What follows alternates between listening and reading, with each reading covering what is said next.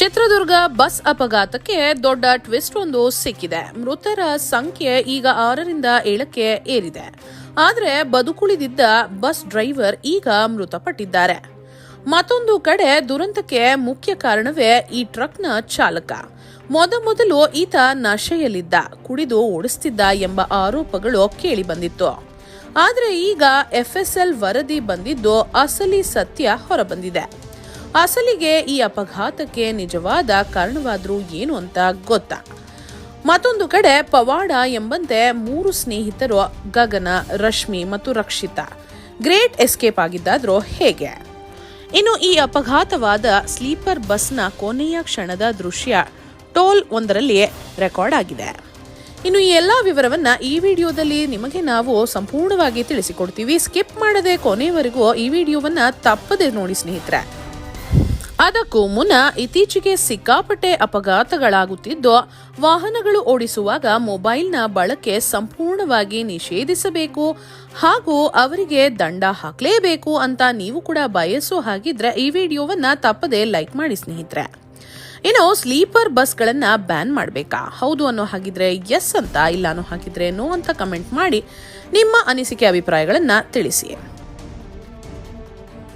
ಸ್ನೇಹಿತರೆ, ಬೆಂಗಳೂರಿನಿಂದ ಗೋಕರ್ಣಕ್ಕೆ ಹೋಗುತ್ತಿದ್ದ ಸೀ ಬರ್ಡ್ ಸಂಸ್ಥೆಯ ಬಸ್ ಕ್ರಿಸ್ಮಸ್ ರಜೆ ಇದ್ದ ಕಾರಣ ಅನೇಕರು ತಮ್ಮ ತಮ್ಮ ಊರುಗಳಿಗೆ ಹೋಗ್ತಿದ್ರು. ಒಂದಷ್ಟು ಜನ ದೇವಸ್ಥಾನಗಳಿಗೂ ಹೋಗ್ತಿದ್ರು.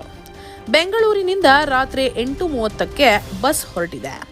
ಇನ್ನು ಬಸ್ನಲ್ಲಿ ಕ್ಲೀನರ್ ಮತ್ತು ಡ್ರೈವರ್ ಸೇರಿ ಬಸ್ನಲ್ಲಿ ಒಟ್ಟು 33 ಜನರಿದ್ರು. ಬಸ್ ಚಿತ್ರದುರ್ಗದ ಹಿರಿಯೂರಿಗೆ ಹೋಗ್ತಿದ್ದಾಗ ಮತ್ತೊಂದು ಕಡೆಯಿಂದ ಒಂದು ಕಂಟೈನರ್ ಲಾರಿ ಡಿವೈಡರ್ನ ದಾಟಿ ಬಂದು ಬಸ್ನ ಮಧ್ಯದ ಭಾಗಕ್ಕೆ ಡಿಕ್ಕಿ ಹೊಡೆಯುತ್ತೆ. ಇನ್ನು ಲಾರಿ ಸೀದಾ ಬಸ್ನ ಡೀಸೆಲ್ ಟ್ಯಾಂಕ್ಗೆ ಡಿಕ್ಕಿ ಹೊಡೆದ ಕಾರಣ ಇದ್ದಕ್ಕಿದ್ದಂತೆ ಬಸ್ ಬೆಂಕಿ ಹತ್ತಿಕೊಳ್ಳಲು ಶುರುವಾಗುತ್ತೆ. ಇನ್ನು ಬಸ್ನ ಮುಂದಿನ ಭಾಗದಲ್ಲಿದ್ದ ಡ್ರೈವರ್, ಕ್ಲೀನರ್ ಮತ್ತು ಕೆಲವು ಪ್ಯಾಸೆಂಜರ್ಗಳು ಕೂಡ ಎಸ್ಕೇಪ್ ಆಗಿಬಿಡ್ತಾರೆ. ಹಿಂಬದಿಯಲ್ಲಿದ್ದ ಕೆಲವು ಪ್ಯಾಸೆಂಜರ್ಗಳು ಕೂಡ ಕಿಟಕಿಯ ಮೂಲಕ ಹೇಗೋ ತಪ್ಪಿಸಿಕೊಳ್ತಾರೆ. ಇನ್ನು ಬಸ್ನಲ್ಲಿದ್ದ 5 ಜನ ಅಲ್ಲೇ ಸುಟ್ಟು ಕರಕಲಾಗ್ತಾರೆ ಮತ್ತು ಟ್ರಕ್ನ ಡ್ರೈವರ್ ಕೂಡ ಸ್ಥಳದಲ್ಲೇ ಸಾವನ್ನಪ್ಪುತ್ತಾನೆ. ಒಟ್ಟು ಸ್ಥಳದಲ್ಲೇ 6 ಜನ ಮೃತಪಟ್ಟಿರ್ತಾರೆ. ಇನ್ನು ಬಸ್ನ ಚಾಲಕ ಮೊಹಮ್ಮದ್ ರಫೀಕ್ಗೆ ತುಂಬಾನೇ ಗಾಯಗಳಾಗಿರುತ್ತವೆ. ಅವರನ್ನ ಹುಬ್ಬಳ್ಳಿಯ ಕಿಮ್ಸ್ ಆಸ್ಪತ್ರೆಗೆ ಸೇರಿಸಲಾಗುತ್ತೆ. ಅವರು ಪಬ್ಲಿಕ್ ಟಿವಿ ಹಾಗೂ TV9ನ ಬಳಿ ಸಂದರ್ಶನ ಕೂಡ ನೀಡಿದ್ರು. ಆ ಸಂದರ್ಭದಲ್ಲಿ ಅವರು ಹೇಳಿದ್ದೇನಪ್ಪಾ ಅಂತಂದ್ರೆ, ನಾವು ನಮ್ಮ ಪಾಡಿಗೆ ಹೋಗ್ತಿದ್ವಿ, ಎದುರುಗಡೆಯಿಂದ ಬಂದ ಲಾರಿ ಡಿಕ್ಕಿ ಹೊಡೆದಿದೆ, ಆ ಕ್ಷಣದಲ್ಲಿ ಏನಾಯ್ತು ಅಂತಾನೆ ಗೊತ್ತಾಗ್ಲೇ ಇಲ್ಲ ಎಂದು ಹೇಳಿದ್ರು. ಈಗ ಅವರೂ ಕೂಡ ಸಾವನ್ನಪ್ಪಿದ್ದಾರೆ. ಒಟ್ಟು 7 ಜನ ಮೃತಪಟ್ಟಿದ್ದಾರೆ. ಮೊದಲು ಬಂದ ಮಾಹಿತಿ ಏನಪ್ಪಾ ಅಂತಂದ್ರೆ, ಆ ಟ್ರಕ್ನ ಡ್ರೈವರ್ ಕುಡಿದು ಗಾಡಿ ಓಡಿಸ್ತಿದ್ದ, ನಶೆಯಲ್ಲಿ ಗಾಡಿ ಓಡಿಸ್ತಿದ್ದ ಎಂದು ವರದಿಯಾಗಿತ್ತು. ಆದ್ರೆ ಪ್ರತ್ಯಕ್ಷದರ್ಶಿಗಳು ಹೇಳಿದ್ದೇ ಬೇರೆ. ಯಾಕಪ್ಪ ಅಂತಂದ್ರೆ ಆ ರೋಡ್ಗೆ ಬರುವ 2 ಕಿಲೋಮೀಟರ್ ಮುಂಚೆನೆ ರೋಡ್ ಕಾಮಗಾರಿ ನಡೀತಿತ್ತು. ಅಲ್ಲಿ ಕೆಲವು ಡೈವರ್ಷನ್ಗಳು ಕೂಡ ಇದೆ. ಸೊ ಡ್ರೈವರ್ ಏನಾದ್ರೂ ನಿದ್ದೆ ಮಾಡಿದಿದ್ರೆ ಅಥವಾ ನಶೆಯಲ್ಲಿದ್ದಿದ್ರೆ ಅಲ್ಲೇ ಅವನು ಗುದ್ಕೊಳ್ತಿದ್ದ ಅಥವಾ ಅಪಘಾತ ಮಾಡ್ತಿದ್ದ.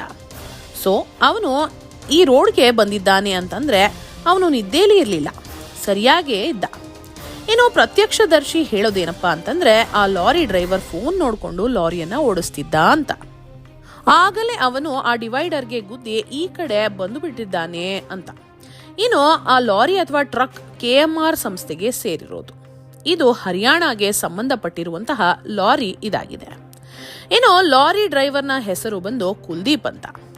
ಆತ ಮೂಲತಃ ಉತ್ತರ ಪ್ರದೇಶನವನು. ಅವನು ಬರೋಬ್ಬರಿ 11 ವರ್ಷಗಳಿಂದ ಲಾರಿಯನ್ನ ಓಡಿಸ್ತಿದ್ದ ಎಂದು ಅವರ ಮಾಲೀಕರು ತಿಳಿಸಿದ್ದಾರೆ. ಈಗ ಲಾರಿ ಡ್ರೈವರ್ನ ಮೇಲೆ ಕೇಸ್ ದಾಖಲಾಗಿದೆ. ಆದರೆ ಡ್ರೈವರ್ ಸ್ಥಳದಲ್ಲೇ ಸಾವನ್ನಪ್ಪಿದ್ದ. ಮತ್ತೊಂದು ಕಡೆ ಬಸ್ನಲ್ಲಿ ಪ್ರಯಾಣಿಸುತ್ತಿದ್ದ 5 ಜನರ ಕತೆ ಕೇಳಿದ್ರೆ ಬಹಳನೇ ಬೇಸರವಾಗುತ್ತೆ ಸ್ನೇಹಿತರೆ.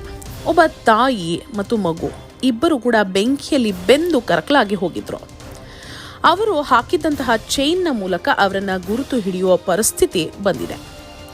ಮತ್ತೊಂದು ಕಡೆ ನವ್ಯ ಮತ್ತು ಮಾನಸ ಎಂಬ ಜೀವದ ಗೆಳತಿಯರು ಕೂಡ ಸ್ಥಳದಲ್ಲೇ ಕೊನೆಯುಸಿರೆಳೆದಿದ್ದಾರೆ. ಇನ್ನು ಅಪಘಾತದಲ್ಲಿ ಬದುಕುಳಿದ ಒಬ್ಬೊಬ್ಬ ಪ್ರಯಾಣಿಕರ ಕಥೆಯೂ ಕೂಡ ರೋಚಕವಾಗಿದೆ.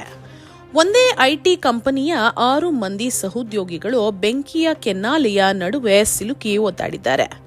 ಇನ್ನು ಕವಿತಾ ಎಂಬ ಹುಡುಗಿಯ ಮದುವೆ ನಿಗದಿಯಾಗಿತ್ತು.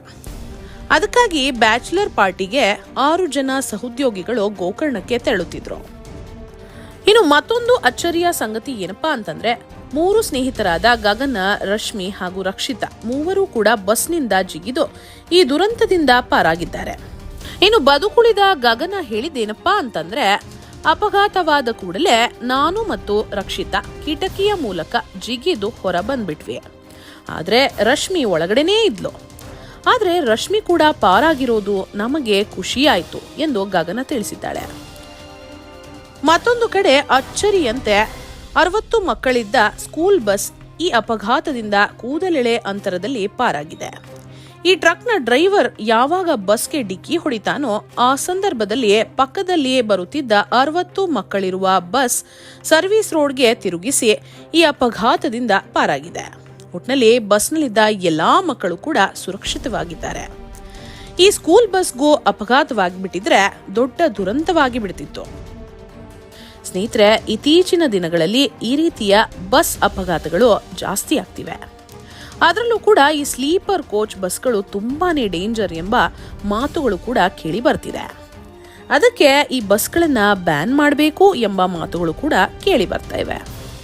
ಇತ್ತೀಚೆಗಷ್ಟೇ ತೆಲಂಗಾಣದಲ್ಲೂ ಕೂಡ ಒಂದು ಸ್ಲೀಪರ್ ಕೋಚ್ ಬಸ್ ಮತ್ತು ಜಲ್ಲಿಕಲ್ಲು ತುಂಬಿದಂತಹ ಲಾರಿ ಎರಡರ ನಡುವೆ ಡಿಕ್ಕಿಯಾಗಿ ಸ್ಥಳದಲ್ಲೇ 20ಕ್ಕೂ ಹೆಚ್ಚು ಮಂದಿ ಮೃತಪಟ್ಟಿದ್ರು. ಅಲ್ಲೂ ಕೂಡ ಲಾರಿ ಡ್ರೈವರ್ದೇ ತಪ್ಪಾಗಿತ್ತು. ಸ್ಲೀಪರ್ ಬಸ್ಗಳಲ್ಲಿ ಜನ ಮಲಗಿರ್ತಾರೆ, ಅವರೆಲ್ಲ ಗಾಢ ನಿದ್ರೆಯಲ್ಲಿರ್ತಾರೆ. ಅಪಘಾತವಾದಾಗ ಹೇಗೆ ಎಸ್ಕೇಪ್ ಆಗಬೇಕು, ಎಮರ್ಜೆನ್ಸಿ ಬಾಗ್ಲು ಎಲ್ಲಿರುತ್ತೆ ಅಂತಾನೆ ಕೆಲವರಿಗೆ ಗೊತ್ತಿರೋದಿಲ್ಲ. ಅಪಘಾತವಾಗಿ ಕೆಲವೇ ನಿಮಿಷಗಳಲ್ಲಿ ಬೆಂಕಿ ಹಚ್ಕೊಳ್ಳುತ್ತೆ. ಅಷ್ಟೊತ್ತಿಗೆ ಜನರು ತಪ್ಪಿಸಿಕೊಳ್ಳಲಾಗದೆ ಈ ರೀತಿ ಸ್ಥಳದಲ್ಲೇ ಸಾವನ್ನಪ್ಪುತ್ತಿದ್ದಾರೆ. ಪ್ರತಿದಿನ ಕರ್ನಾಟಕದಿಂದಾನೇ ಸಾವಿರಾರು ಸ್ಲೀಪರ್ ಬಸ್ಗಳು ಚಲಿಸುತ್ತವೆ. ತಪ್ಪು ಸ್ಲೀಪರ್ ಬಸ್ಗಳದ್ದಲ್ಲ, ಬದಲಿಗೆ ಅವನ್ನು ಓಡಿಸುವಂತಹ ಡ್ರೈವರ್ಗಳದ್ದು. ಇತ್ತೀಚೆಗಷ್ಟೇ ಕರ್ನಾಟಕದ ಫೇಮಸ್ ಸಂಸ್ಥೆಯಾದ VRL ಟ್ರಾವೆಲ್ಸ್ನ ಬಸ್ ಡ್ರೈವರ್ ಕೂಡ ಬಸ್ ಓಡಿಸುವಂತಹ ವೇಳೆ ಬಿಗ್ ಬಾಸ್ನ ನೋಡಿಕೊಂಡು ಬಸ್ ಓಡಿಸ್ತಿದ್ದ. ಅದನ್ನ ಪ್ಯಾಸೆಂಜರ್ ಒಬ್ಬರು ವಿಡಿಯೋ ರೆಕಾರ್ಡಿಂಗ್ ಮಾಡಿ ಎಕ್ಸ್ ಖಾತೆಯಲ್ಲಿ ಹಾಕಿದ್ದಾಗ ಆ ಬಸ್ನ ಡ್ರೈವರ್ ಅನ್ನು ಕೂಡಲೇ ಸಸ್ಪೆಂಡ್ ಮಾಡಲಾಗಿತ್ತು. ಅನೇಕ ದುರಂತಗಳಿಗೆ ಮೊಬೈಲ್ ಫೋನ್ಗಳೇ ಪ್ರಮುಖ ಕಾರಣವಾಗ್ತಿದೆ. ಸರ್ಕಾರವು ಎಷ್ಟೇ ನಿಯಮಗಳನ್ನ ತಂದರೂ ಕೂಡ ಹಲವಾರು ಜನರು ಡ್ರೈವ್ ಮಾಡುವಾಗ ಮೊಬೈಲ್ ಫೋನ್ನಲ್ಲಿ ಮಾತಾಡಿಕೊಂಡು ಗಾಡಿ ಓಡಿಸ್ತಿರ್ತಾರೆ. ಇನ್ನು ಮಿಕ್ಕವರು ಫೋನ್ ನೋಡಿಕೊಂಡು ರೀಲ್ಸ್ ನೋಡಿಕೊಂಡು ಗಾಡಿ ಓಡಿಸ್ತಿರ್ತಾರೆ. ಅವರು ಮಾಡುವಂತಹ ಸಣ್ಣ ತಪ್ಪಿನಿಂದ ಬೇರೆಯವರ ಪ್ರಾಣನೇ ತೆಗೆದು ಬಿಡ್ತಾರೆ. ಇವೆಲ್ಲವನ್ನು ಕೂಡ ಸರ್ಕಾರ ಒಂದೇ ಸರಿ ಮಾಡೋದಕ್ಕೆ ಆಗೋದಿಲ್ಲ.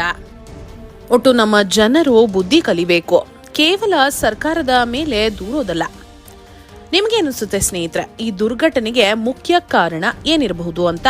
ನಿಮ್ಮ ಅನಿಸಿಕೆ ಅಭಿಪ್ರಾಯಗಳನ್ನ ದಯವಿಟ್ಟು ಕಾಮೆಂಟ್ ಬಾಕ್ಸ್ ನಲ್ಲಿ ತಿಳಿಸಿ. ಹಾಗೆ ಈ ವಿಡಿಯೋವನ್ನ ತಪ್ಪದೇ ಎಲ್ಲರಿಗೂ ಶೇರ್ ಮಾಡಿ. ಧನ್ಯವಾದಗಳು.